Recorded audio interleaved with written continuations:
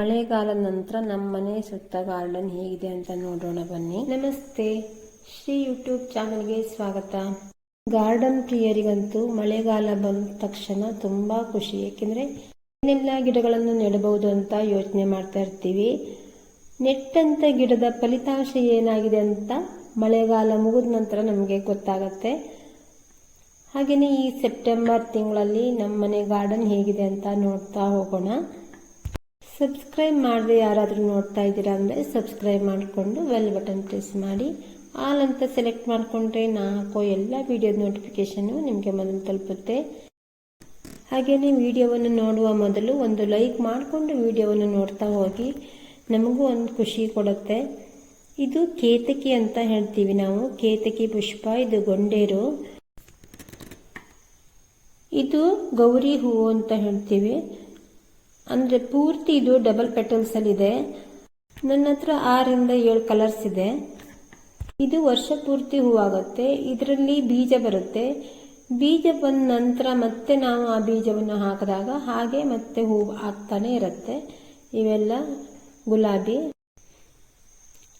ಇವೆಲ್ಲ ನೀರ್ಸೋಣೆ, ಇಲ್ಲಿ ಎಕ್ಸೋರಾ. ಇದು ನೀರ್ಸೋಣೆ ಗಿಡಕ್ಕೆ ಬಿಸಿಲು ಬಂತು ಅಂದ್ಕೊಳ್ಳೇ ಅದಕ್ಕೂ ಭಯ, ನಮಗೂ ಭಯ. ಯಾಕೆಂದರೆ ಮಧ್ಯಾಹ್ನ ಟೈಮಲ್ಲಿ ತುಂಬ ಬಾಡೋಗುತ್ತೆ. ಇದು ದಾಸವಾಳ. ದಾಸವಾಳ ಎಲ್ಲ ತುಂಬ ಚೆನ್ನಾಗೇ ಆಗಿದೆ. ಹೊರಗಡೆ ಇರುವಂಥ ಗಿಡಕ್ಕೆಲ್ಲ ದಿನದಲ್ಲಿ 2 ಸಲ ನೀರು ಹಾಕಲೇಬೇಕಾಗತ್ತೆ. ನೀರ್ಸೋಣೆ ಗಿಡ ನೋಡ್ಲಿಕ್ಕೆ ತುಂಬ ಚಂದ, ಆದರೆ ಅದನ್ನ ಮಾಡೋದು ತುಂಬ ಕಷ್ಟನೇ. ಇದು ಬಿಸಿಲು ಬಂತು ಅಂದರೆ ಅದನ್ನ ಮೇಂಟೈನ್ ಮಾಡೋದು ತುಂಬ ಕಷ್ಟ. ದೊಡ್ಡ ದೊಡ್ಡ ಗ್ರೋ ಬ್ಯಾಗಲ್ಲೆಲ್ಲ ಇದ್ದಾಗ ಅಷ್ಟೊಂದು ತೊಂದರೆ ಆಗಲ್ಲ ಅದಕ್ಕೆ. ಯಾಕೆಂದರೆ ತುಂಬ ಮಣ್ಣುಗಳು ಇರುತ್ತೆ. ತುಂಬ ಅದಕ್ಕೇನಾದ್ರು ಮಲ್ಚಿಂಗ್ ಮಾಡ್ಬೋದು. ಆಗ ಬೇಗ ಬುಡಕ್ಕೆ ಡ್ರೈ ಆಗಲ್ಲ. ಗಿಡನೂ ತುಂಬ ಚೆನ್ನಾಗಾಗತ್ತೆ.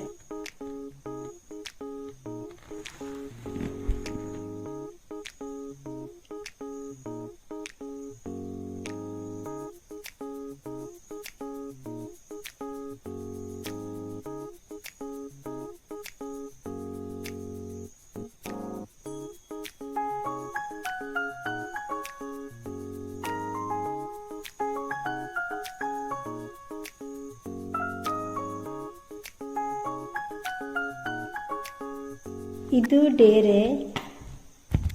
ಇವೆಲ್ಲ ಡೇರೆ. ನನ್ನ ಹತ್ರ ತುಂಬ ಏನು ಡೇರೆ ಇಲ್ಲ. ಇದು ಲೋಟಸ್. ಈಗ ಹೂವಾಗಿದೆ ನೋಡಿ, ಎಷ್ಟು ಚೆನ್ನಾಗಿ ಬಂದಿದೆ. ಸ್ವಲ್ಪ ಅರಳೋಗಿದೆ, ನಾನು ಫೋಟೋ ತೆಗಿಬೇಕಾದ್ರೆ. ಇದು ಡೇರೆನೆ.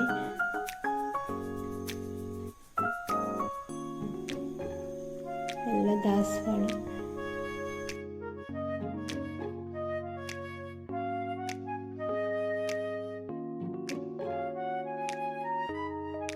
ದಾಸವಾಳನ್ನು ನಾನು ಪಾಟಲ್ಲೇ ಹಾಕ್ಕೊಂಡಿದ್ದೀನಿ. ಕಸಿ ಗಿಡವನ್ನು ಮಾತ್ರ ನಾವು ಪಾಟಲ್ಲಿ ಹಾಕಿದಾಗಲೇ ಚೆನ್ನಾಗಿ ಬರುತ್ತೆ. ನಾವು ನೆಲಕ್ಕೆ ಹಾಕಿದ್ರೆ ಒಂದೊಂದು ಟೈಮ್ ಗಿಡ ಸತ್ತೋಗುತ್ತೆ. ಎಷ್ಟೊಂದು ದುಡ್ಡು ಕೊಟ್ಟು ತರ್ತೀವಿ, ಗಿಡ ಸುಮ್ಮನೆ ಸತ್ತೋಗುತ್ತೆ. ಅದಕ್ಕೆ ನಾವು ಪಾಟಲ್ಲೇ ಹಾಕಬೇಕು. ಮತ್ತು ಯಾವಾಗಲೂ ಹೂವಾಗುತ್ತೆ ಪಾಟಲ್ಲಿದ್ದಾಗ.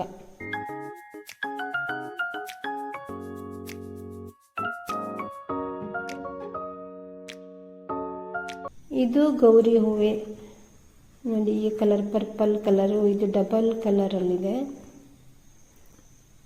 ತುಂಬ ಚಂದ. ಹಿಂದಿನ ವಿಡಿಯೋದಲ್ಲಿ 2 ಡೇರೆ ಗಾರ್ಡನ್ ಬಗ್ಗೆ ನಾನು ತಿಳಿಸಿದ್ದೆ.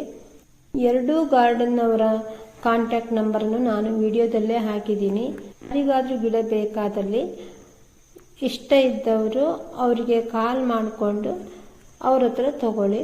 ಗಿಡವನ್ನು ಕಳಿಸ್ಲಿಕ್ಕಾಗಲ್ಲ, ಮನೆಗೆ ಬಂದರೆ ಕೊಡ್ತೀವಿ ಅಂತ ಹೇಳಿದ್ದಾರೆ. ಇವೆಲ್ಲ ನಮ್ಮ ಮನೆಯಲ್ಲಿ ಬಿಟ್ಟಿರುವಂಥ ಡೇರೆ ಹೂಗಳು. ನಾನು ಅಷ್ಟೊಂದು ಡೇರೆ ಗಿಡಗಳನ್ನೆಲ್ಲ ಮಾಡಿಲ್ಲ.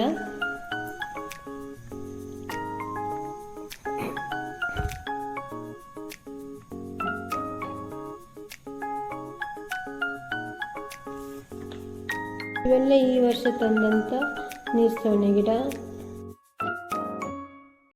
ಒಂದು ಗಿಡದಲ್ಲಿ ಯಾವ ಥರ ಹೂ ಬರುತ್ತೆ ಅಂತ ನಮಗೆ ಒಂದು ರೀತಿ ಕುತೂಹಲ ಇರುತ್ತೆ.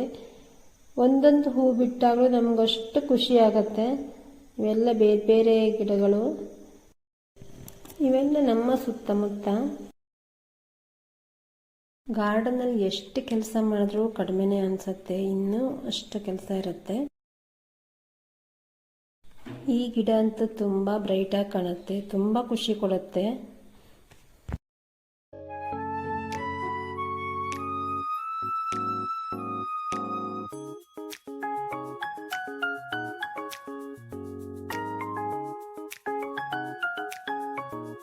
ಇದು ಚೆಂಡು ಪುಷ್ಪ ಗೊಂಡೇರು, ಇದು ಹೈಡ್ರಾಂಜಿಯಾಸ್.